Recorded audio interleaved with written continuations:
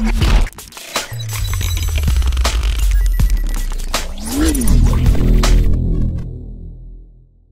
lost my wife. I lost my job. আমি আমার স্ত্রীকে হারিয়েছি, চাকরিও হারিয়েছি। কান্না চেপে রাখা কণ্ঠে কথাগুলো বলছিলেন একসময় দুর্দান্ত প্রতাপশালী পুলিশ কর্মকর্তা বাবুল আক্তার। লিকলিকে শরীরে তার বেডরুমে দাঁড়িয়ে ছলছল চোখে একটু থেমে বললেন, সন্তানদের নিয়ে এখন আতঙ্কে আছি। সাবেক এসপি বাবুল আক্তারের শ্বশুর মোশাররফ হোসেন বেশ কিছুদিন ধরেই নানাভাবে অভিযোগ করে যাচ্ছেন মাহমুদা খানম মৃত্যু হত্যার পেছনে বাবুলই দায়ী।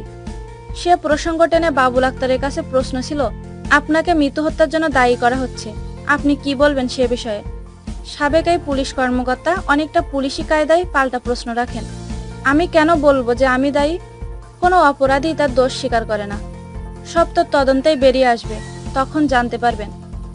বাবুল আক্তার অনেকটা অকপটে বলে যান, সবাই তো সব জানেন আমি কিভাবে ডিবিতে গিয়েছি। সন্তান প্রসঙ্গে বাবুল বলেন, আমার বাচ্চারা সবসময় ছিমছাম গোছানো ঘরে থাকতে পছন্দ করে, আমি তাদের সেটাই দিতে চেষ্টা করছি। সন্তানদের নিয়ে রাতের খাবার খাবো, তারপর তারাবির নামাজ পড়ে ঘুমাবো। আমাদের এই ভিডিওটি যদি আপনাদের ভালো লেগে থাকে তাহলে প্লিজ সাবস্ক্রাইব করুন, লাইক, কমেন্ট এবং শেয়ার করতে ভুলবেন না।